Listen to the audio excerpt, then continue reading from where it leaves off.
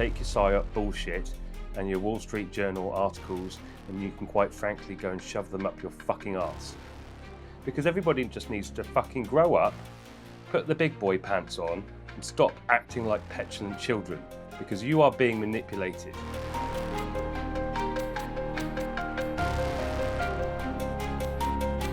Hey everyone, Digby here. Now obviously a lot of you used to watching my show Anomalous with me and Tom, and it probably used to be me being more active on Twitter or X than I have been over the last few months. And a lot of that is because I've seen what's going on in the UFO community and the infighting and the arguments, and I just wanted to stay out of all of it. And now it's moved from that to two massive newspapers, I think the New York Post and the Wall Street Journal, doing articles about UFO disclosure and how it's all a big psyop, and there is a push to basically now discredit the whole industry, the whole movement, whatever you want to call it. And a lot of people are going to sit up and take notice of this, and it's really pushing disclosure backwards. But what they can't do is explain away experiences and what they've seen and what they've gone through. Now is the time for a real push to move disclosure away from UFO celebrities to the people who actually do have first-hand knowledge and first-hand experience, not looking at intelligence community or ex-intelligence community employees to try and tell us what UFOs are, what NHI are. In fact, screw that phrase, NHI in UAP, screw that, shove it out the window. We're talking about extraterrestrials and UFOs. Let's go back to a time before they came in and tried to humanize and sterilize everything.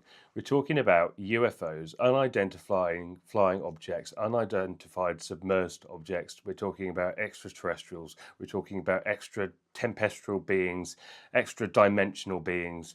You know, every time they talk about this stuff in Congress, they're talking about the technology. Nobody wants to bring up abductions. Nobody wants to bring up that side of the phenomena. Nobody wants to bring up the existence of extraterrestrial life. That's why they call them NHI. There has been a psyop here, but it's been perpetrated by people that we trust in the community and have looked to for more information. They don't have the information. You want to know who has the information? The experiencers. I'm an experiencer. I've had multiple experiences, multiple abductions. People try and, explain them away, but these things happen.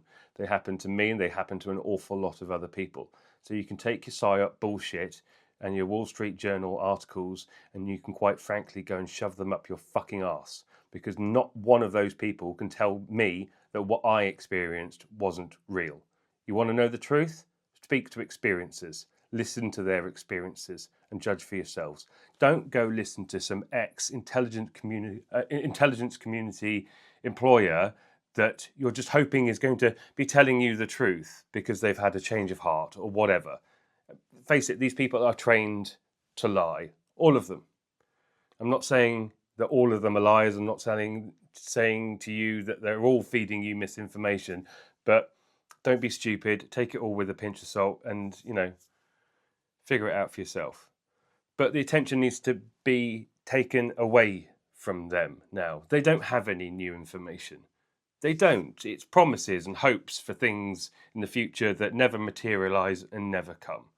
So for me personally, all I'm interested in now is hearing stories from other experiences of what they've been through and looking at the raw data of actual experiences, not of some fantastical story of some time years ago when somebody was working for a secret government organization that they can only tell us a little bit about and have got a book coming out next week, or flying home from a conference on a private jet.